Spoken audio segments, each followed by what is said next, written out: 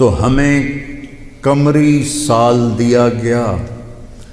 اس کی وجہ مجھے سمجھ آئی 2014 میں جب میں ناروے گیا، اور ناروے میں ہے اینڈ آف دا ورلڈ، شمال میں and of the world Norway میں ہے۔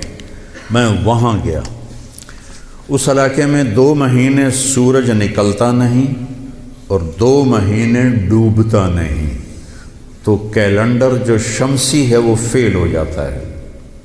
رات ہے لیکن سورج نکلا ہوا پتہ نہیں دن ہے یا رات، دن ہے سورج نکلا ہوا پتہ نہیں دن ہے یا رات ہے۔ تو کئی علاقے ہیں ایسے اوپر شمال میں جہاں سورج کا کیلنڈر فیل ہو جاتا ہے۔ تو 3 گھنٹے کا اوسلو سے جہاز تھا، آگے 5 گھنٹے کا موٹر کا سفر تھا، 8 کلومیٹر کی سرنگیں تھیں، اور پھر آخری بستی مچھیروں کی تھی، وہاں سے پھر 1.25 گھنٹہ آگے موٹر کا سفر تھا۔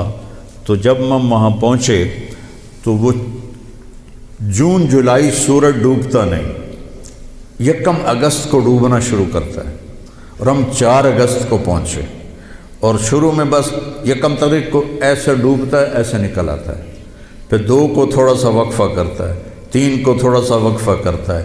4 اگست کو 20 منٹ کی رات تھی، چونکہ میں 4 اگست کو کیوں مجھے یاد ہے، 4 اگست کو 20 منٹ کی رات تھی، اور ہم وہاں پہنچے تو ابھی ہم نے مغرب بھی پڑھنی تھی، عشاء بھی پڑھنی تھی، اور سورج نکلنے سے پہلے فجر بھی پڑھنی تھی۔ تو یہ ایک انوکھا واقعہ میرے ساتھ آیا ہے جو شاید ہی کسی اور کے ساتھ پیش آیا ہو، یا میرے ساتھ جو ساتھی تھے وہاں میں بھاگا، اور ریلنگ تھی اس کے ساتھ کھڑے ہو کر میں نے اذان دی۔ مجھے اللہ کی مخلوق کو 2 دفعہ دیکھ کے ہیبت طاری ہوئی۔ ایک ماؤنٹ ایورسٹ کو دیکھا کہ وہ پوری طرح ننگا تھا، چوٹی خالی تھی، دیکھ کر میں بالکل گم ہو گیا، جس کے کیل اتنے بڑے ہوں وہ اللہ کتنا بڑا ہوگا۔ اور ایک وہ جب میں اینڈ آف دی ورلڈ پر پہنچا تو اس کا وہ منظر دیکھ کے میں گم ہو گیا۔ میں نے اذان دی، ٹھنڈی ہوا چل رہی تھی، تو میں نے قبلہ دیکھنا چاہا تو چاند سامنے چمک رہا تھا، سورج فیل ہو گیا تھا، چاند چمک رہا تھا۔ تو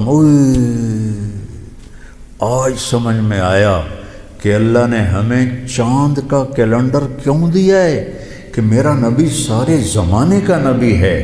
جہاں سورج نہیں نکلتا اور جہاں سورج کئی مہینے نہیں ڈوبتا، اگر وہاں کوئی مسلمان ہیں تو دن رات کا حساب کیسے لگائیں گے؟ چاند کو دیکھ کر۔ میں نے چاند دیکھا، واہ واہ ابھی رات کھڑی ہے، تو وہ قبلہ فٹ کیا، مغرب کی نماز پڑھی۔ مغرب عشاء اکٹھے پڑھنا تو مسافر کے لیے جائز ہے باقی ائمہ کے نزدیک۔ تو پہلے مغرب پڑھی، پھر عشاء پڑھی، پھر ساتھ ہی میں نے فجر کی اذان دی۔ ہاں عشاء پڑھی، ایک وتر پڑھنا بھی سنت ہے، تو میں نے کہا بھائی آج ہکو وتر پڑھو کدیں فرض نہ نکل جاوے، تو ایک وتر پڑھا۔ پھر میں نے فجر کی اذان دی، ٹک ٹک ٹک ٹک 2 سنتیں پڑھیں، پھر والعصر انا اعطینا سے میں نے فرض نماز پڑھائی، اور بیٹھے ہی تھے کہ سورج آ کے السلام علیکم۔ تو وہاں جا کے مجھے یہ بات سمجھ میں آئی کہ اللہ نے ہمیں چاند کا کیلنڈر کیوں دیا ہے۔ یہ کہیں بھی ناکام نہیں ہوتا، کہیں فلاپ نہیں ہوتا۔ سورج کا کیلنڈر کتنی جگہ ہیں دنیا میں جہاں فلاپ ہو جاتا ہے، ناکام ہو جاتا ہے۔ تو یہ ہمارے نبی کی عالمی نبوت کی ایک دلیل چاند کا نظام شمسی بھی ہے۔ تو بھائیو، میں بہت ساری باتیں وقت کے متعلق بتا گیا، کہنا تو یہ تھا کہ ہندسہ بدلا ہے تو اپنے آپ کو بھی بدلیں، توبہ کریں اپنے رب کی بارگاہ میں، اور گناہوں سے توبہ کریں۔ پتہ نہیں کب عاصم کی طرح کس کو موت اٹھا کے لے جائے، تو نہ جانے بلا لے پیا کس گھڑی، تو کیا کیا کرے گی کھڑی دن کے دن، نہ جانے بلا لے پیا کس گھڑی، پتہ نہیں کب موت کا ڈنکا بج جائے۔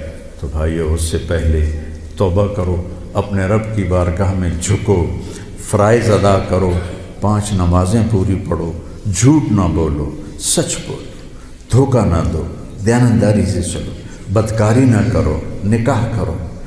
کہ نشے نہ کرو، حلال پیو، حلال کھاؤ، حرام نہ کماؤ، حلال کماؤ، ماں باپ زندہ ہیں تو ان کے آگے اف بھی نہ کرو، بیوی بچوں سے حسن سلوک رکھو، روب جمانا نہیں، ماں باپ سے کہتا ہوں اولاد کی عزت کرو، اولاد کو عزت دو، انہیں ڈانٹ ڈپٹ سے نہ چلاؤ، پیار سے چلاؤ۔ اولاد سے کہتا ہوں ماں باپ کے آگے اف بھی نہ کرو کہ وہ تمہاری جنت ہیں، وہ تمہاری جنت کے دروازے ہیں، اور اپنی کمائیوں میں حلال رکھو۔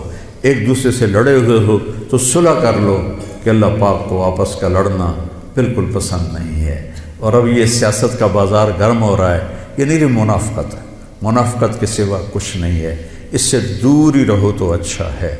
اور اگر کہیں کوئی سیاست کا کسی کو شوق ہے تو پھر اپنے مخالف کی بدخوئی نہ کرے، اس کی برائی نہ کرے، اس کو گالیاں نہ دے، اس کو برا بھلا نہ کہے، ورنہ اپنی آخرت خراب کرو گے۔ یہ ایم این اے ٹکے ٹکے بک رہے ہیں تو ان کی کیا حیثیت؟ آج کل کے وزیروں کو کون پوچھا؟ وزیر اعظم کو کوئی نہیں پوچھتا تو وزیروں کو کس نے پوچھنا؟ جب میں لاہور پڑھتا تھا تو مغربی پاکستان ہوتا تھا ایک صوبہ، اور اس کا گورنر تھا امیر محمد خان اکیلا، اور پورے مغربی پاکستان کے 11 وزیر تھے۔ ان کا روب بھی تھا، ان کے پاس پاور بھی تھی، ان کا پروٹوکول بھی تھا، وہ دیانتدار بھی تھے۔ کیا کریں، اپنے اوپر ہی روئیں، آنسو بہائیں۔ تو بھائی توبہ کرتے ہو سارے؟ کہو میرے ساتھ، یا اللہ میری توبہ، پھر کہو یا اللہ میری توبہ، پھر کہو یا اللہ میری توبہ۔ انشاءاللہ ہماری توبہ قبول ہوگی، اور اگر کبھی ٹوٹ جائے پھر توبہ کر لینا، اللہ پھر معاف کر دے گا انشاءاللہ۔